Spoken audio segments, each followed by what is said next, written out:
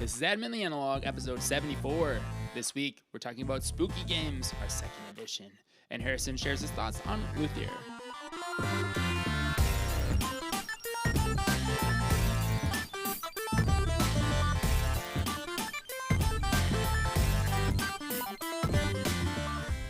Greetings, boys and ghouls! It's that magical time of year when the moon is full and the nights are dead. The sick and twisted humans seek thrills for the purpose of entertainment and tell tales of demonic possession and terror to challenge their own grip on reality. Also, games. Hi, I'm Count Coriola. Oh, and I'm the Harrisonstein. Oh, you're German. Yes. I mean, yeah. yeah.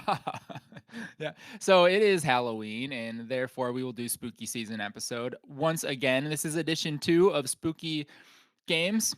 Second edition spooky. Oh yeah, second edition spooky. We got more spooky games coming at you, and I am thrilled to talk about them. I've already started my spooky game playing this year for the season. Have you? Well, no, I haven't.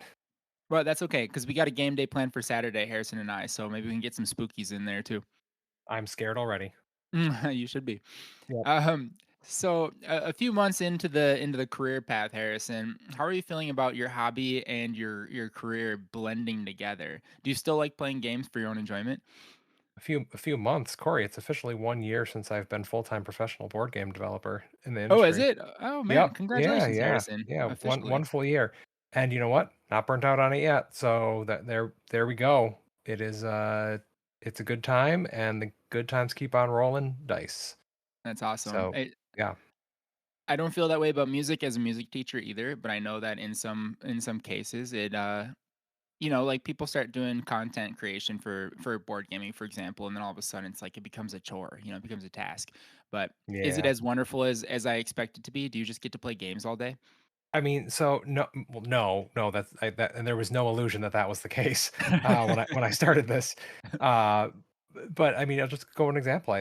Since we last recorded, we had Gamehole Con here in Madison, Wisconsin, and you were unfortunately not able to make it, just life complications and other Yeah, yeah. engagements. But this was the first time Citizens of the Spark was available at Gamehole Con, and just hearing people talk about it, hearing people playing it and loving it was the best thing in the world. It's awesome. Like, that's the first game that I really put a lot of work into, and really had a big influence on the outcome of.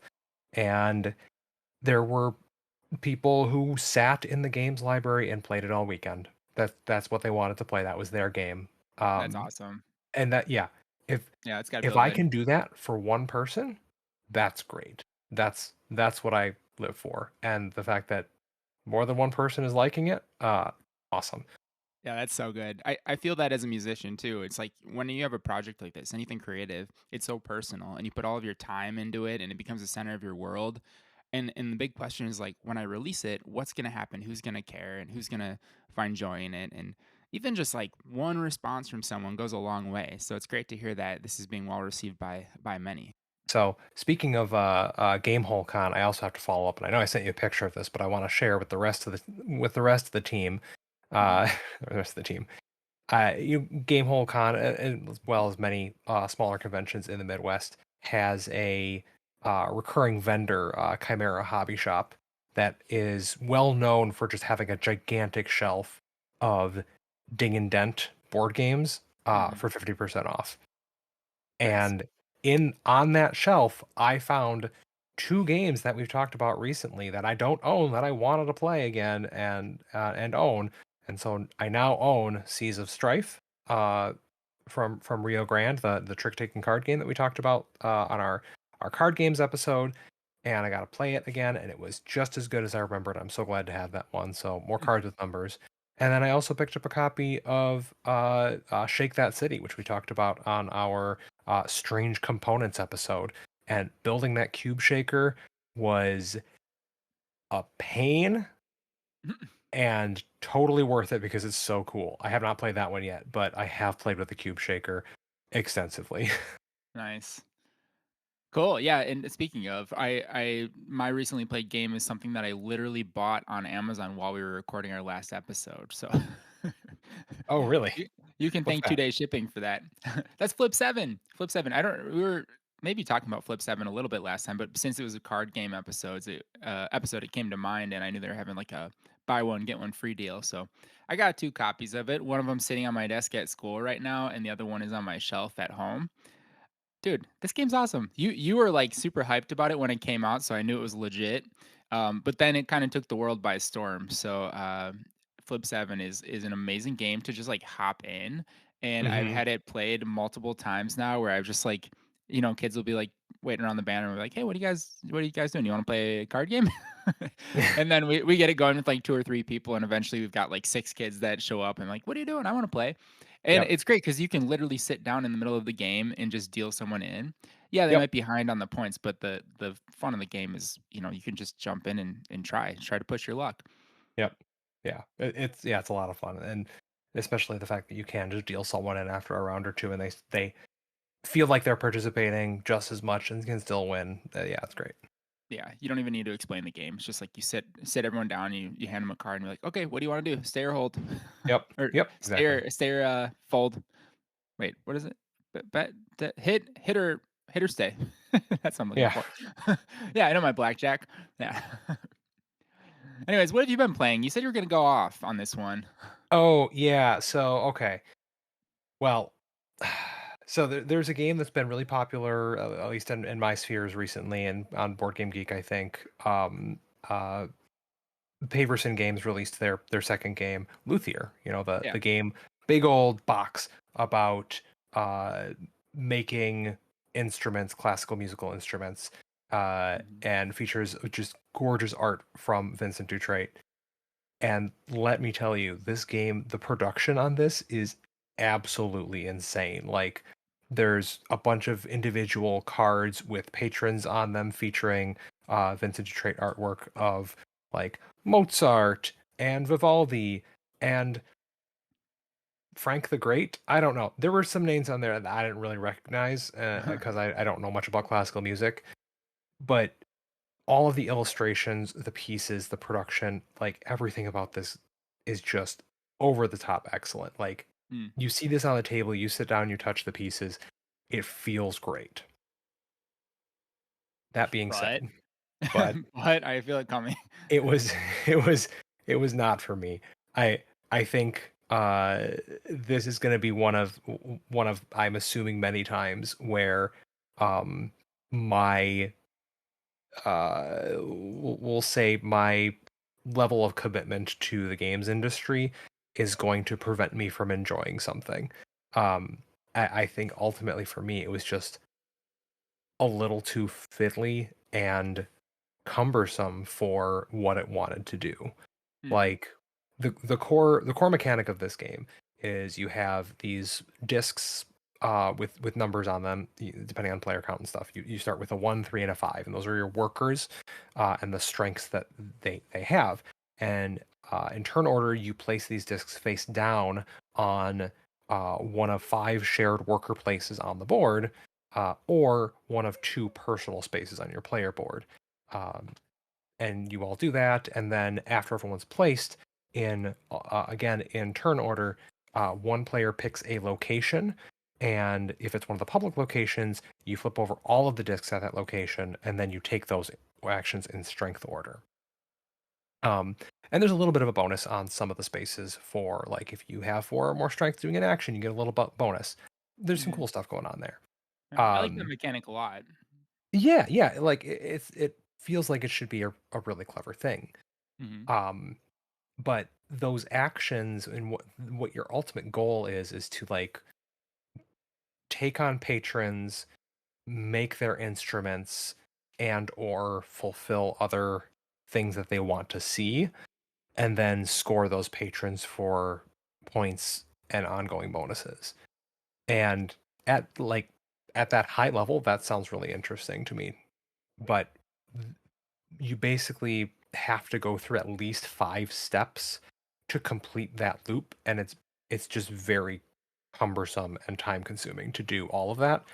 um and then the reveal action thing that we talked about, if you reveal an action on your personal board, you don't involve any of the other players, but because you could affect the timing of something, particularly with like the shared there's like an orchestra thing that you're setting up in the middle of the board, and whenever you complete an instrument, if there's no first chair present for that instrument, you take the first chair for it. And Mm, that part of it has to be done in turn order because whoever gets there first gets the better rewards. So even for these like it's just very slow, it's super slowed down where there's so many things that could be done simultaneously if it had just been ironed out a little bit more or something like that. It gotcha. ended up taking us for a 3-player game. It took us 45 minutes about to set up and teach.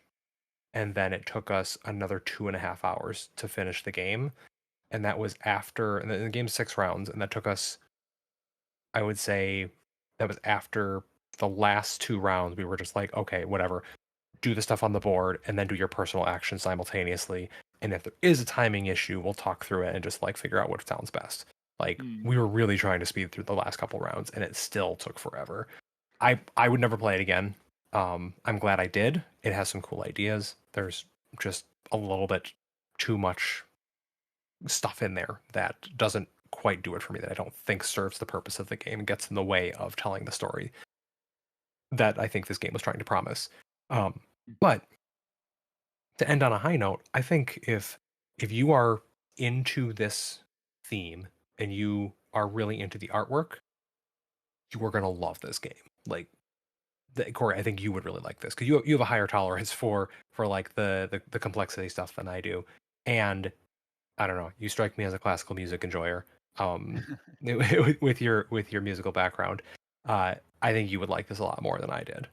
And I think there's a reason that this game is popular, or has been talked about a lot. sure. So yeah. Yeah. Anyway, What you're I describing, I'm not surprised by. yeah Yeah, I mean, I'm looking at this one. I would expect it to take minimum 3 hours, so the time thing doesn't totally bother me because I know I'm getting into it from sitting down for a game of Luthier. The question is, like, how many of these do you need? mhm. And I already have some really heavy games that don't get played, so it's like, if this one doesn't do anything completely new to the genre of, like, worker placement Euro games, then I don't know if it's something I need in my collection. I've got friends that'll buy it, I'll play theirs. That would be fun. Yeah. There you go. But yeah, I don't know. It is a really cool looking game. And actually, Mark Basato, when he was on the podcast with, let's see, it must have been over 6 months ago now. He had an early copy of it, so he did a pretty extensive review of Luthier at the time too. So if you want to hear even more on that, he was a little more positive on it, which is okay. It's cool to have like different approaches to this, different takes on it. But you can go back and check out that episode with Mark Basato. Yeah, it's really just understanding each person's preferences and whatnot for that. Like Yeah, for it sure. it is totally valid for you and I to like different games. And Mhm. so me saying I don't like Luthier does not mean it's a bad game. I do not think it's a bad game. I just think Right, it's not right. for me. Yeah, yeah, and to be fair, the this is the type of thing that I would have, like, insta-backed, 3, 4 years ago, but as my collection has grown, that's the thing I really have to consider. I think I need to add more of the, like, Reiner Knizia, like, hour-long, lighter weight games to my collection than anything, because those are the ones that actually get played, but it's this weight that I have, like, a long list of them. I'm looking, I'm like, "Darn, I really wanna play Terraforming Mars again. It's been a while," that kinda thing. So, Um, we didn't yeah, play with this component, but have you seen the deluxe edition Luthier's uh, dice tower that I comes with have. it? Yes, I got to play with it the other day, actually. Mhm. It's pretty For awesome, those that isn't it? haven't seen it, yeah, it's like a giant pipe organ that you drop dice in the top of, and it shoots out the bottom, and the bench forms like the little area that the dice come out of. That it is super extra. I want one. And it doesn't it have, chimes inside of it, so it'll play, like, a major scale as the dice are bouncing off of the pieces? Oh, really? Well, Yeah. I can't see that on a picture, but I will have to check out a video of that. Yeah. That's crazy. Yep. Awesome. Well, Luthier, I'll have to give it a shot someday and add yet another take to the pool of consideration. Oh, yeah, for sure. Harrison, we don't usually do this, but I just wanted to do a quick shout out. I think you might be interested in this too, so I figured might as well do it on the podcast. This is a game on GameFound that I just backed. Deco. Have you heard of this Deco game? Uh, no? I take What it is it? not many people have. There's only 600 backers on it, which all things considered, I think is pretty small. It basically looks like Balatro, and it is a competitive poker game by the designer of Moon and Village and Streets. And so it's got that very cool kind of like screen printed look to it.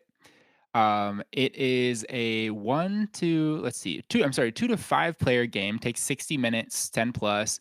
And the concept is that you're trying to play the best poker hand. Each turn you play a hand, I think you can always like burn a card from your personal player deck. Excuse me. And if you decide to fold, I think you then get to add a card to your player deck. And there's kind of like a river up front where you can buy cards from the river. And then completely taken from Balatro, there's a bunch of jokers that are effectively Balatro jokers. They're like permanent effects that stay in play for you.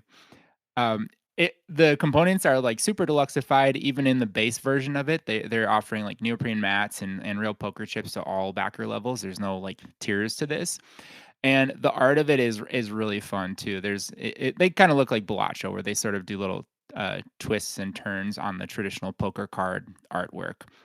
Some cards represent like two different cards in one, where you can play them either as a joker or as an ace, for example. Some of them do different things where they like get you money or coins or chips or whatever when you play them.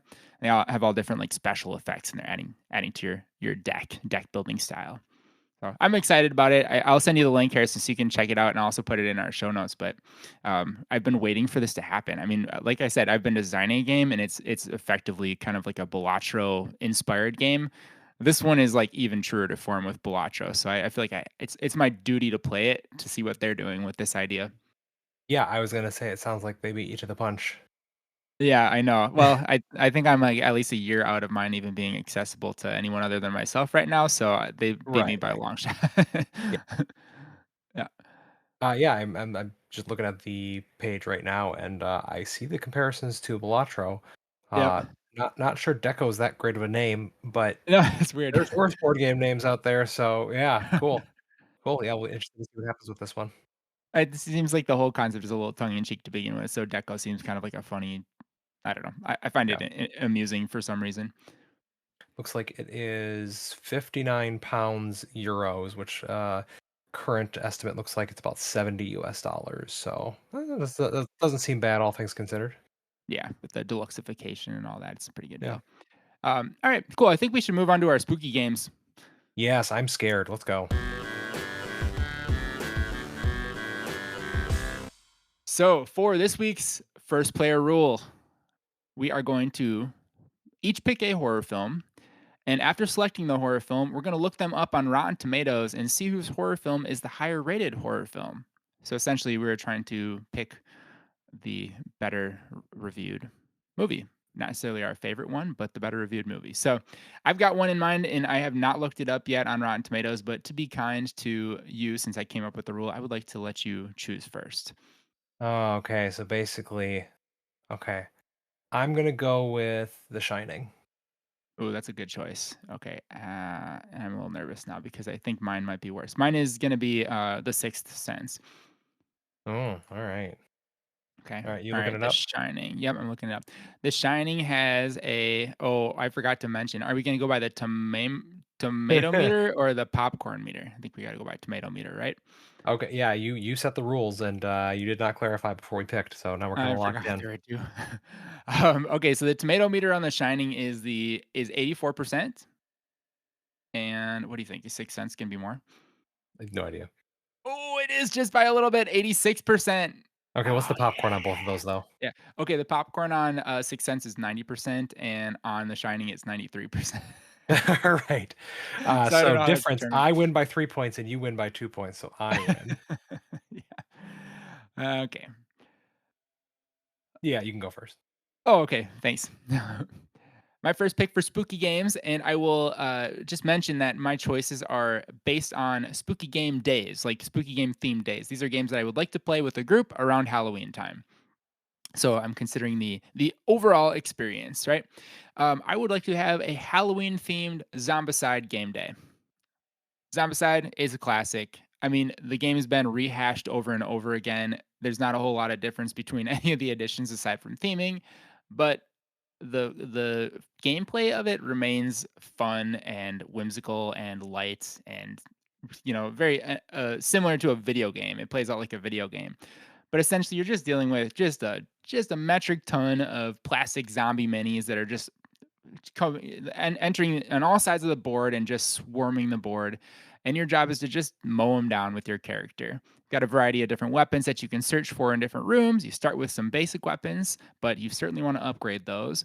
You might even get in a car and just start running zombies over in the road. But the point is to complete certain objectives where you're going into different locations, picking up objects and dropping off in different places, or rescuing survivors. It's very thematic, typical zombie movie trope stuff.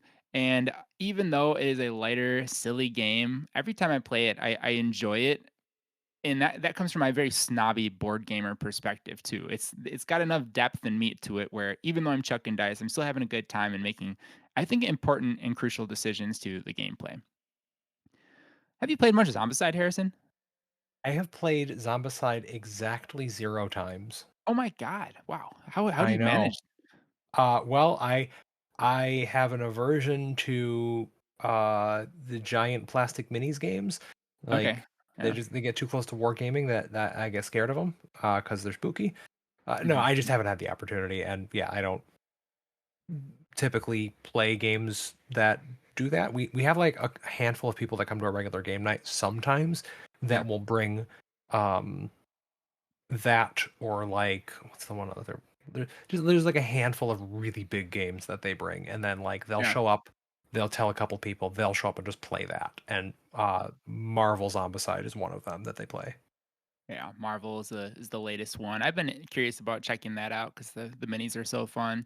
But Yeah. like I said, really it's just the theme that changes with them. I know there's little tweaks on the formula, but there's a space one, there's a Black Plague one, kind of a medieval fantasy one, and then there's the Wild West one, which is really cool too.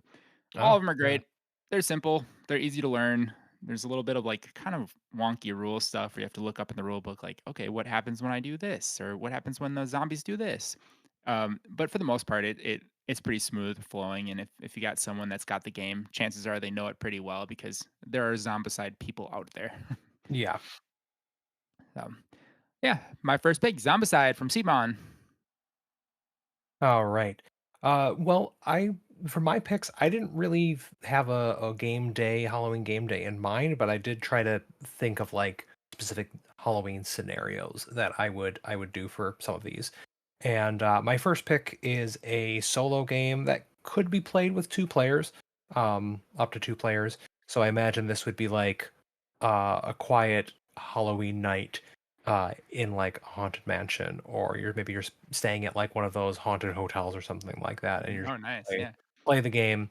Uh, this is Spire's End from Favreau Ventures. So I think I talked about this when I got my copy earlier this year, and we talked about it, I think, a little bit in our solo game episode. But Hmm. Spire's End is a uh, kind of like a choose your own adventure book with dice rolling, and it's a single deck of cards with gorgeous, just like 2 or 3 color art, almost like a printing kind of style, and then in black and white, and then sharp splashes of red. And Mm. it is about a giant like spire that pops out of the ground in this grimdark fantasy world, and you go in to explore it with you and your party, which is a group of about 7 characters that you only get access to 2 of them at a time. Like there's the 2 people that are leading the party, and the stuff that can happen in here is so just outright gross and grotesque, that it absolutely falls into a Halloween theme. So definitely a content warning. If you are squeamish or do not like graphic bloody things, this might not be for you. But I imagine it would be great for setting the Halloween tone. In Mm. addition, there's another part of this game that I think plays really well into the more of the uh, um well, what's the word for the mental spooky horrors? Oh, The psychological thrillers? yeah, yeah. It plays more into like the psychological horror stress aspect of it because every single status effect and thing that can happen in these combats are represented by the same cubes. So it Mm, is on you as the player to remember what each of these things mean and track them properly. And so mhm, on one hand, it's like, oh, well, if you forget, you can just kind of fudge it and make it come out in your favor. But at the same time, the fact that the game does throw a little bit more at you than you are comfortable keeping track of just kind of adds to the pressure of what is actually happening in this scenario. And it kind of plays around with that a little bit in a way that I find pretty unusual for board games. Like normally that's a bad thing, but they use right. it to their advantage to kind of help create this claustrophobic atmosphere. Nice. So there's a couple different versions of this one. Like the original Spire's End came out in 2019. They've since come out with a couple different versions. Almost I almost picked up a second version of it at Gamehole Con as well from the Ding and Dent. There's a spin-off series called Hildegard, which follows like a young like Viking girl. And I don't think it's as spooky, but I actually don't know. I don't know anything about it because these are all very narrative driven, so I try not to read more about them. Yeah, I was gonna ask, it's more narrative than, technical, mechanical, right? Well, no, there's a lot of mechanics to it. You are Okay. doing dice based combat for a lot of it, where you're rolling for your stuff and the enemies. Okay, gotcha.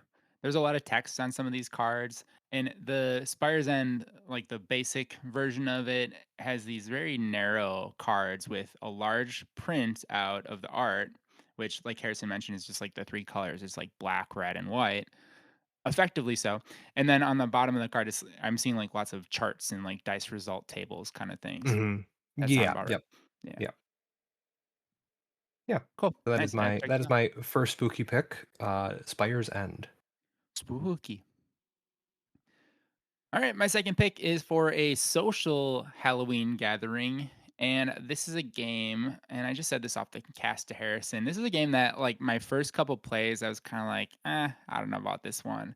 But at playing it more recently with a different group of people, I really do enjoy this one. Mysterium 2015 from Yellow, I'm sorry, 2015 from Libelud Studios.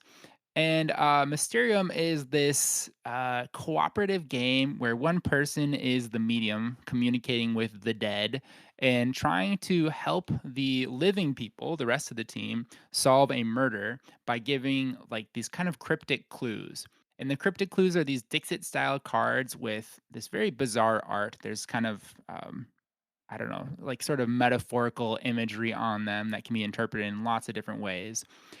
And the player that is the medium is looking at a handful of these cards, trying to determine which one has some kind of connective material to, say, the weapon that you're trying to get them to guess, or the location that you're trying to get them to guess. And as they do that, players are committing their guesses to the different cards that are located on the middle of the table for all to see. And then also kind of bidding on whether or not they think their teammates are making the right pick, or if they think that they're not the right pick. There's different advantages to getting that right as well. But like I said, it is a cooperative game, and it all kind of like narrows down to one final selection at the end that combines all of the different weaponry and locations that might be clues to this murder, and is done in a very stylistic fashion. Like I said, the art is very cryptic and kind of metaphoric. It's very colorful. If you can picture Dixit, it's like you're not really sure what you're looking at and like why there's a unicorn riding a skateboard through this rainbow. But that's kind of the purpose of the game, is sort of having a conversation about that and trying to interpret the meaning of it for the purpose of the clue. But this one is fun with the right group. It can be really difficult to narrow down what the medium is getting at as far as like what they're seeing that connects. And sometimes they have to kind of be responsive to the conversation that the group is having and say, oh man, they're like going the way wrong direction. Let's try something different. So yeah, a very good social game, Mysterium. I'm sure you've played this before, right, Harrison? You're putting me on the spot again. I haven't, Corey. Okay. Well, you've played Dixit though? Yeah, I played Dixit. Yeah. Okay, I have not played Dixit, but I know from Oh my god, the Corey, how can beginning. you know? No, I'm just kidding. Yeah. Yeah, no judgment. But yeah, this is a good one. It's short. It's like you can play the game in like 30 minutes. So it's one of those games that you get done playing, you're like, hey, let's do another round. Let's try it again. Also, 2 to 7 players, which is a big bonus for a large group Yeah, that is for into sure. spooky games. Mysterium. That's a spooky game, probably. Yeah, it is. All right. So my second pick is not one that's necessarily scary, but it does have ghosts and a dungeon and a catacomb even in it. And that is Clank Catacombs. So Hmm. I'm like a medium Halloween fan. Like I enjoy a scary movie here and there. And I appreciate the spirit of the season, but I'm not like a hardcore Halloween fan. So I like to include some games that are like technically Halloween adjacent, but like you can enjoy it even if you're not into that sort of thing. This is the game for those people who like want to throw a quote unquote scary game on the table to appease their Halloween loving friends, but aren't invested in it themselves. um, so of course, Clank is a deck building game with several different versions out there. You are venturing into a dungeon to try to steal treasure from a dragon, and hopefully not making a whole bunch of noise because every time a card says Clank on it, you're going to be putting cubes into a bag that are going to be drawn out, and if they draw your cube, that's the dragon attacking you. Which is a cool mechanic that can be used for to help build tension, and I think that works especially well for like a horror genre, like oh who's going to get eaten. So there's a good space to be played around with there. And in Clank Catacombs, you are exploring the catacombs, and this is done by an actual tile laying version of Clank, where as the map gets explored, you're drawing tiles from this big deck of tiles to kind of build the board as you go. Uh, and this one also introduces a concept that was sort of found in originally Clank in Space, like they're mercenary token or mercenary cubes, but these are ghost cubes. So whenever Mm. you find a ghost anywhere in the dungeon, you throw that into the bag, and when a ghost is pulled from the bag, everyone takes 1 damage. So that is a another spooky part that can make this game a little more lethal than some of the other versions of Clank can. Um, so yeah, I mean, if you've played Clank before, you probably know what I'm talking about. If you've not played Clank before, Clank Catacombs is actually one of the great ones to start with because Clank itself is just the system, and this one does a really good job of teaching people how to play the game and still keeping it fresh. Plus, it's probably a little easier to get. It's a little more available because it came out in 2022. Okay, I've only played a little bit of the Clank Catacombs, but I have a big question in my mind, and it Yeah. seems like people are partial to this version of the three options now. But to me, I wonder the whole random room assortment kind of thing where you're just exploring and flipping tiles and getting random results. It makes it seem like it doesn't really matter where I go. You know what I mean? Like if I'm just flipping a tile, who really cares? I'm just trying to stay close to everyone else so they don't have to walk too far, basically. But that's always a problem I had with something like Betrayal, the Betrayal games. 'Cause you're just like, hmm okay, I'll go that way. Who cares, right? I could be right now, or it could be left. What do you say to that? Does it work pretty well in this game?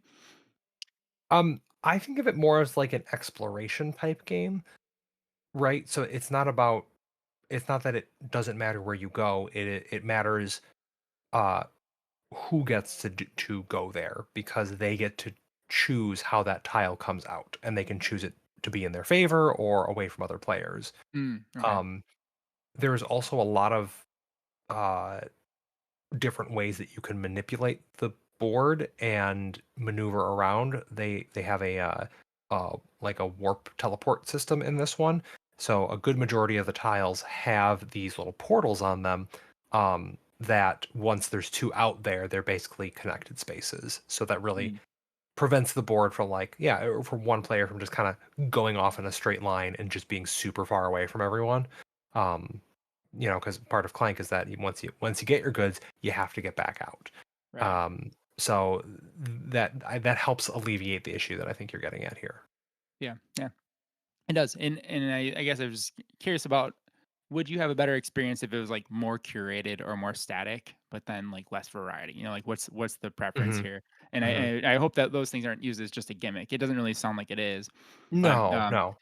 I like the space version a lot. There's, like, I don't know, maybe 4 or 5, like, larger board pieces that connect together in, yeah, basically the same way, but they can always flip upside down to show a different part of that board, and so you get variety Right. in that way. Um, Yeah. yeah, I don't know. I think that the board being the biggest point of variety for all 3 of these games is kinda what makes it awesome because that's what players enjoy about the experience is just approaching it in a different fashion and still having the same awesome core gameplay of building your deck and moving. Mhm. Yeah, I would say, like, the core Clank games with a set board and maybe the to an extent, including the Clank Legacy series, Mhm. that one is like, here's the board, you can see pretty much everything that's out there, you've got a plan, and you can kind of Yeah. iterate on that plan as you the more times you play. Clank and Space is kind of okay, the board is made up of 3 different modules from a pool of what, 8, so you kind of, like, generally know what you're getting into, and then that is more like Dominion, where you're adapting to the strategy at hand, and then this one is the most, tactically driven of them, right? Like, you can't say, "Okay, I'm gonna go down this path," or, "I'm gonna try to go down this path." It's kind of you just gotta deal with what you've been dealt. Mhm. And I think that appeals to a different style of gamer, and I think that's probably more in line with what a lot of like high replayability games are aiming for in like modern board gaming. Um, Mhm. so I think that's why it probably appeals to more people that way.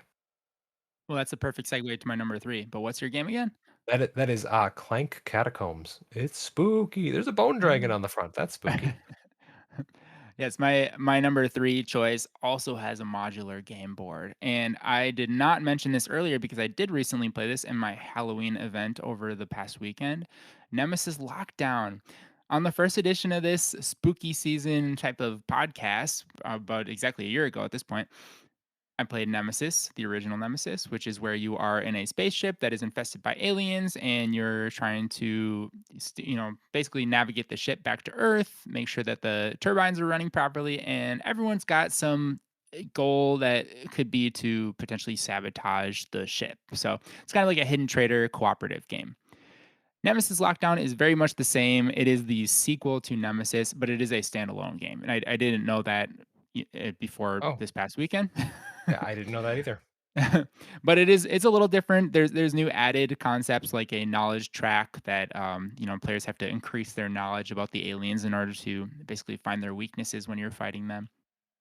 This is also a really long game, Harrison. If you didn't like Luthier, I think you would struggle with Nemesis Lockdown or Nemesis for that matter. It is really cool conceptually and thematically, and I think they really get the Alien thing across. It's kind of a ripoff. The original is kind of a ripoff of the Alien franchise movies, and I don't think they'd be too ashamed to admit that because they were certainly inspired by those movies. The second one, Lockdown, is more like, that ship now has crash landed. You're in a base on Mars, and you're delving down underground to kind of explore this Martian base, basically, which was created by humans but is now being invaded by aliens. Of course, there's a bunch of miniatures, lots of these really cool plastic alien miniatures of differing sizes for the different degrees of challenge, and then there's the queen that you have to defeat. And as you're exploring the ship or the base in this case, you are flipping those room tiles right side up, and you are finding out what effect those room tiles each have. And there are a ton of different things that they can do. And so some of them can, like, basically shut down other rooms, close doors. You can take alien eggs to a laboratory and gain knowledge and things like that. And all of your goals are determined by two objective cards that each players are handed at the start of the game. One of them is a positive goal that contributes to the team for an individual player to do without telling the others. And the other one is like a not so helpful goal. So in a lot of cases it says like player 3 cannot survive. So while you can't directly attack the other players, you can put them in situations where it would be really hard for them to not die. So very long game, just like this explanation, and When we got done with like hour 3 of the game, I was thinking, oh my gosh. So the thing I have to do for the objective I've chosen is clear over there across the board. And even moving from room to room in this game takes quite a bit of effort and time. And I was calculating that in order for me to get to that room to do the thing I need to do for this objective, it would literally take me like 2.5 more hours of this game. So at that point, I kind of just threw it. I just like tried to sabotage. I got killed by an alien and the game ended for me. But the experience was still fun, I still enjoyed it. It's a little random because 'cause you're rolling dice, but if you like thematic games and you like scary alien stuff, this is for you.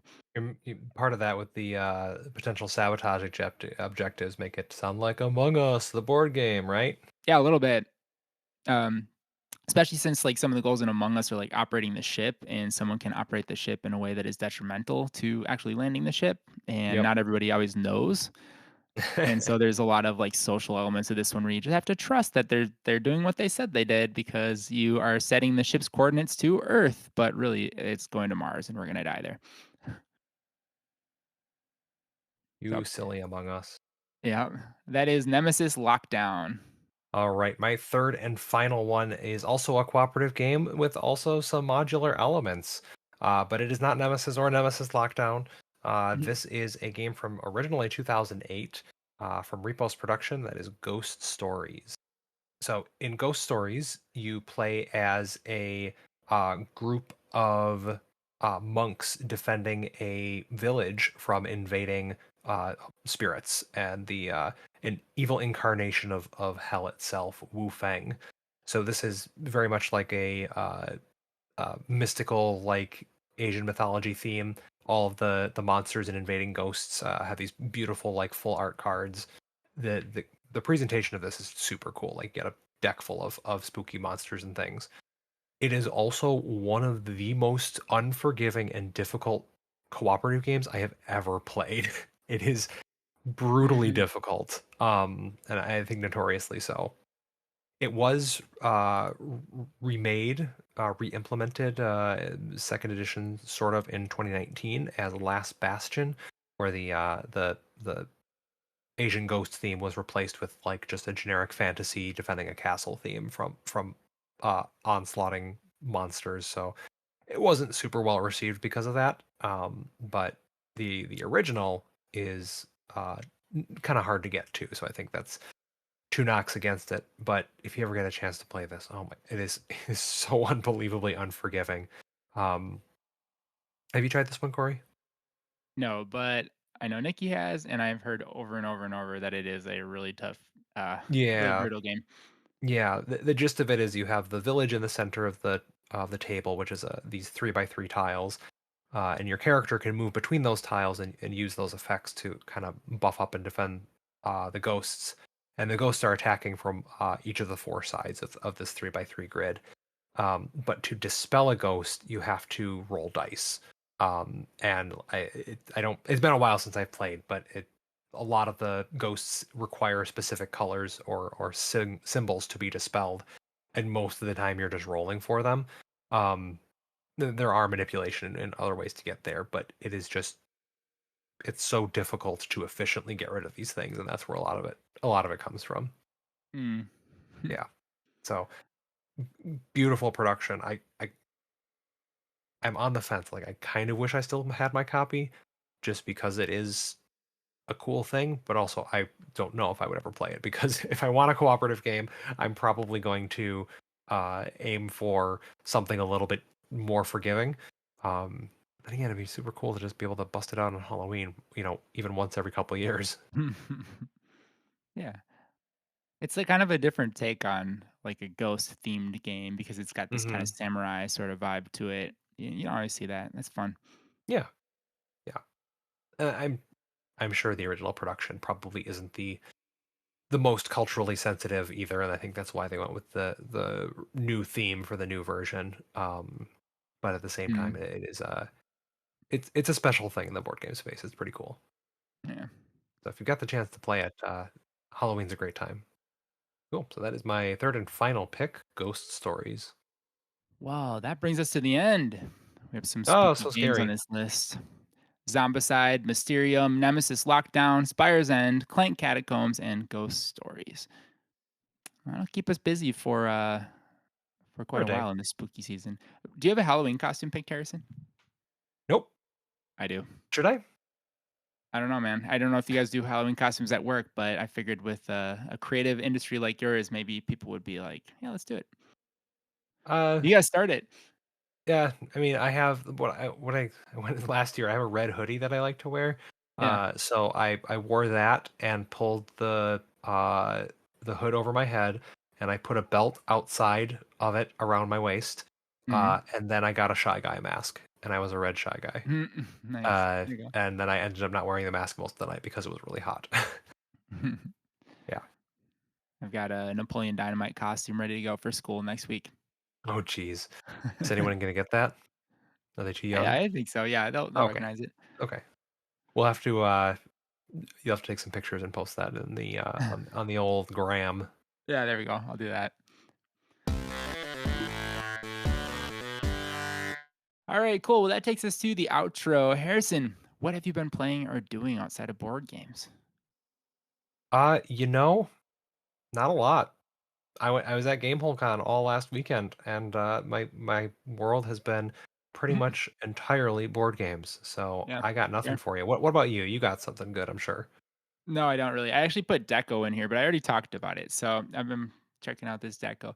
Now, I have been playing For the King 2, which I talked about on a previous podcast, but that game continues to be fun.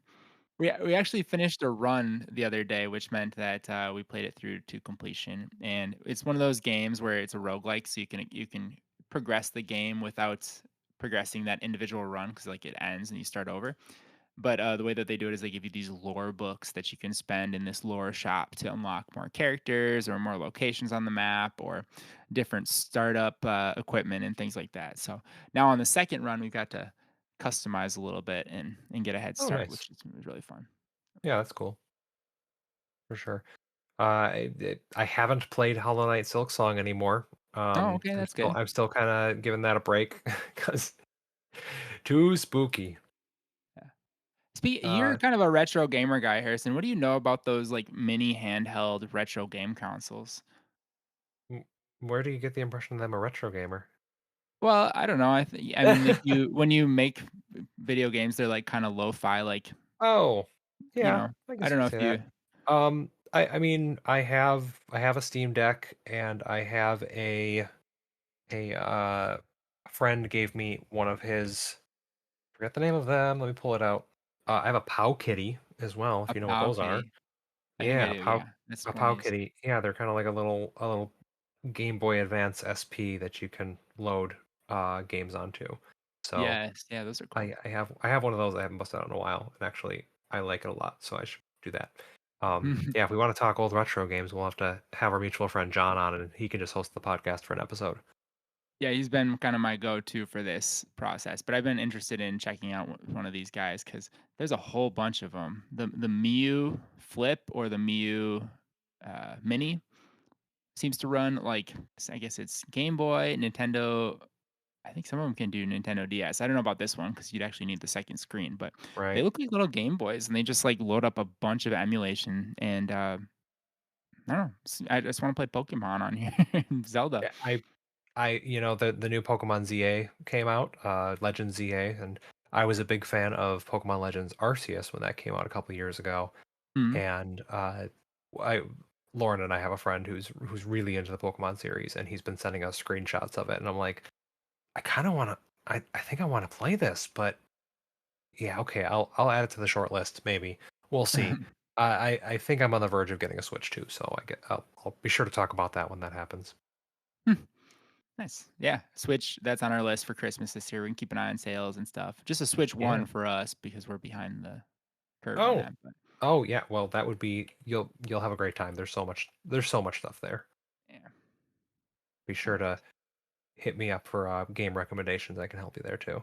Oh, sure, yeah. Yeah, oh god, Any I've got such a list already. There's a lot of good Zelda games out there. Oh yeah, yeah, for sure. All right, well that's another episode. Corey, what do we got next week? Yeah, next week we are doing games that surprised us. So games that basically we've played one time thinking, yeah, maybe I'm not too excited about this, and then turned out to be a real winner, or perhaps the other way around. Who knows? Yeah, games we were super excited for and then fell flat. I'm Yeah, gonna try we'll to do be more of the former though, because I like talking about things I like. yeah, that's more fun, isn't Yeah. it? Yeah, be more positive. Let's be more positive. Yeah. All right. Well, we hope you all have a great spooky season and get some of these games played. Thanks for listening. Ooh.